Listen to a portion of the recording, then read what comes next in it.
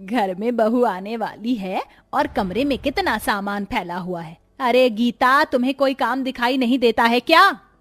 माँ, आप सारे काम मुझे ही बताती हो। अरे भैया की शादी के चलते मेरी कितनी बुरी हालत हो गई है, आपने इसके बारे में एक बार भी सोचा है क्या?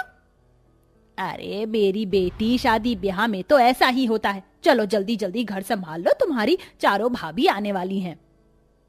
मैं ही अकेले क्यों काम करूं? आपको भी तो काम करना चाहिए। चलो आप मेरे साथ मिल। गीता और देविका दोनों घर के काम में लग जाती हैं। तभी वहां पर उनके भाइयों की गाड़ी आ जाती है। अरे अरे, मेरी चारों बहू आ गई। रुक जाओ, दरवाजे पर ही खड़ी रहना, पहले मैं तुम्हारा गृह प्रवेश तो कर दूं। देवयानी ऐसा कहने के बाद आरती की थाली उठाकर लाती है और उससे अपनी चारों बहू की आरती उतारती है। चारों बहू ने लंबा घूंघट किया होता है। चलो अब तुम घर के अंदर आ जाओ, स्वागत है तुम्हारा तुम्हारे ससुराल में।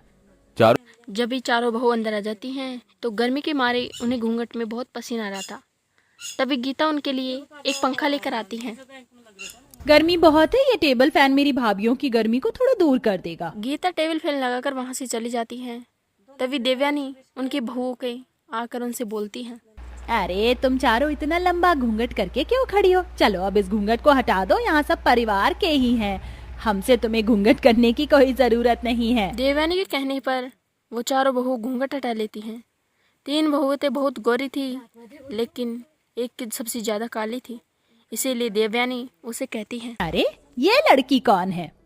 माँ जी, मैं आयशा हूँ, आपकी बहू। लेकिन मेरी चारों बहू तो गोरी और सुंदर होनी चाहिए, तुम्हारी तरह काली नहीं।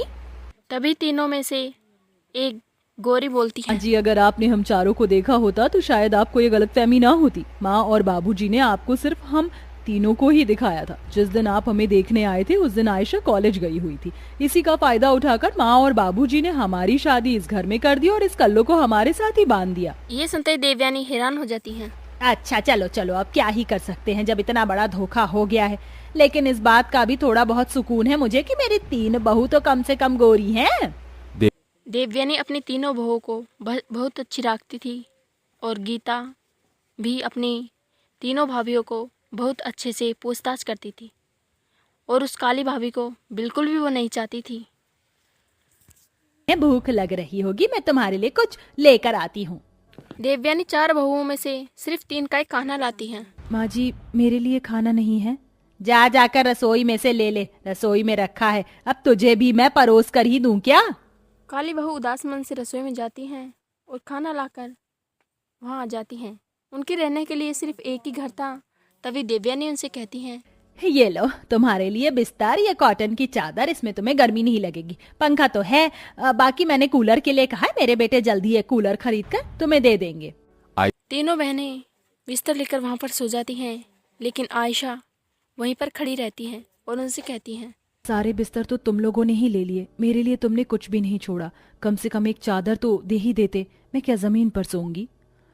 अरे तो सो जाओ ना जमीन पर, वैसे भी तुम इतनी काली कलूटी हो, जमीन पर सोगी या फिर रेत में, क्या ही फर्क पड़ रहा है?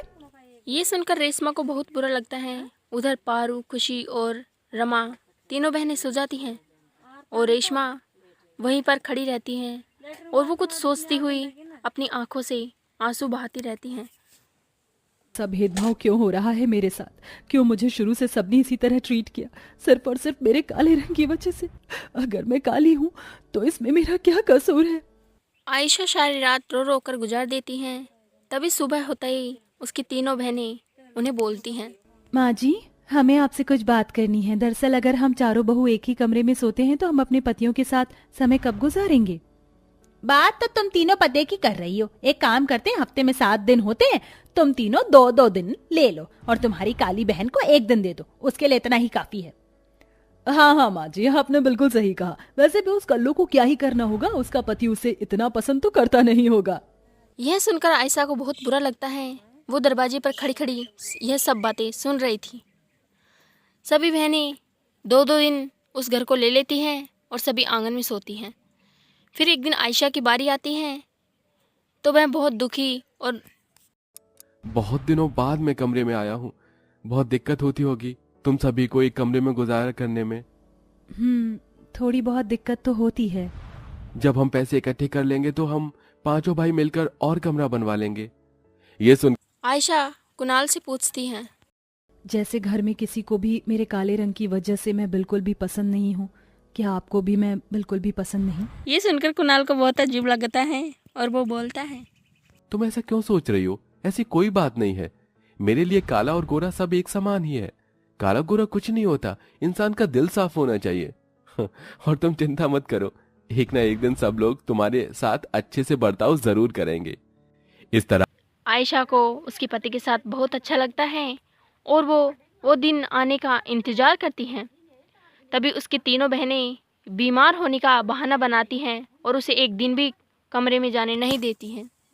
तबीयत बिल्कुल भी ठीक नहीं है, तुम बाहर ही सो जाओ। हाँ हाँ, जब किसी की तबीयत खराब है तो क्या ही कर सकते हैं, उसे तो कमरे में ही रहना ही चाहिए। जाओ बहू, तुम आराम से कमरे में सो जाओ। अरे इसका क्या है, ये तो बाहर भी सो ही जाएगी। कई कुणाल अपनी माँ से बोलता है, वो अपने साथ अत्याचार होते हुए देखता। माँ ये ठीक नहीं है, हर बार ऐसा ही होता है।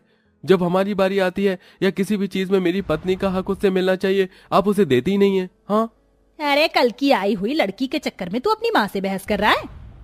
कोई बात नहीं कुणाल जी, हम बाहर ही सो जाएंगे, आप परेशान मत होइए। ऐसा चलता रहता है और दोनों पति पत्नी यही सोचते रहते हैं कि एक न एक दिन तो आएगा, लेकिन ऐसा कुछ नहीं होता है। फिर एक दिन हुआ। अरे ये लो मिठाई और मुंह मीठा करो। मुझे तो इस बात की खुशी है, मेरे घर में एक साथ इतने सारे नन्हे मुन्ने बच्चे आने वाले। मैं तो पोता पोती सबको खिलौने दिलाने वाली हूँ। देवयानी अपनी तीनों बहुओं को मिठाई खिलाती हैं और वो बहुएं भी देवयानी को मिठाई खिलाती हैं, लेकिन काली बहू की बारी आती है तो वह नहीं खाती हैं। अरे बस करो, ज्यादा मिठाई खाने से डायबिटीज हो जाती है। मैं इतना ज्यादा मीठा नहीं खा। वह आयशा से मुंह फेर कर अपनी तीनों गोरी बहुओं से बातें करने लगती हैं। तभी गीता वहाँ आती हैं और मिठाई का डब्बा छीन लेती हैं।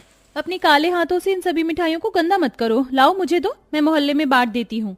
गीता मिठाई का डब्बा लेकर मोहल्ले में बेचने चली जाती है। तभी वहाँ पर वो आयशा बहुत उदास हो जाती है। फिर कुछ दिन और कुछ महीने बीत जाते हैं। एक दिन कामिनी अपनी बहुओं की गोद भराई रखती हैं और उनसे मैंने बोलती सभी है, मेहमानों को बुला दिया है, आज तुम्हारी गोद भराई की रस्म है। तुम तीनों अच्छे से तैयार हो गई हो ना? हाँ माँ जी, हम तैयार तो हो गए, लेकिन आप तो जानती हैं हमारी हालत कैसी है। गर्मी से हमारा हाल बेहाल है, वो भी एक कमरे के अंदर, और ऊपर से अभी तक खाना भी नहीं बना। अरे खाने की चिंता क्यों कर रहे हो, खाना तो आयशा बना ही देगी। जाओ आयशा, रसोई में जाकर खाना बना लो, बहुत सारे मेहमान आने वाले हैं। आयशा रसोई में खाना बनाने चली जाती हैं और वो तीनों गोरी बहुएं अपनी गोद भराई की खुशी से मनाती हैं। तभी आयशा उनके पास आती हैं। तब तक मेहमान खाने की तैयारी में थे। तभी उनकी सासू उनसे बोलती हैं, चलो गोद भराई की रस्म तो पूरी हो गई, मैंने सारे तोहफे भी दे दिए हैं अपनी बहू को। तुम्हारे लिए अफसोस कुछ बचा नहीं तो फिर गोद भराई की रस्म भी क्या ही करनी। एक काम करो, सभी ये मेहमानों सुनकर को आयशा खाना की खिला। आंखों से आंसू आ जाते हैं। तभी गुस्से से कुणाल वहाँ पर आता है और अपनी माँ से बोलता है, बस माँ, बस बहुत हुआ। हम दोनों कब से देख रहे हैं कि इस घर में आयशा के साथ भेदभाव होता है, लेकिन आज तो हद ही हो गई। जहाँ इस घर के अंदर चारों बहू को एक साथ सम्मान के साथ गोद भराई होनी चाहिए थी, वहाँ आपने सिर्फ अपनी गोरी बहू की गोद भराई की। अरे आपको शर्म आनी चाहिए, एक औरत होकर आप एक औरत से रंग की वजह से उसके साथ इतना भेदभाव कर रही हो। अपने बेटे की बेइज्जती सहन नहीं कर पाई और उससे बोलती हैं, बस कर बेटा, तू ये सब क्या कह रहा है? अरे आज सभी मेहमानों को भी तो पता चलना चाहिए आप सभी की असलियत। इसके चलते कुणाल अपनी माँ और तीनों गोरी बहुओं को सबक सिखाता है और उन्हें अपनी गलती का एहसास हो जाता है। कर बेटा, बस कर, और कुछ मत कह। हमें अपनी गलती का एहसास है, हम माफी मांगते हैं। हम तीनों को भी माफ कर दो, हमने तुम्हारे साथ बिल्कुल भी अच्छा नहीं अब किया माफी है। का क्या फायदा माँ, अब तो चिड़िया चुग गई खेत। अब मैं इस घर के अंदर नहीं रहूंगा। मैंने अपने और आयशा के लिए एक किराए के घर की बात कर ली है, हम वहीं पर रहेंगे। आप लोगों को ये घर मुबारक हो। अब कुणाल अपनी काली पत्नी के साथ नए घर में सुख शांति से जिंदगी जीने लगता है तीनों बहुएं और इधर और वो तीनों सासू गोरी माँ बहुएं और देवयानी बहुत उदास हो जाती है। पछतावा कर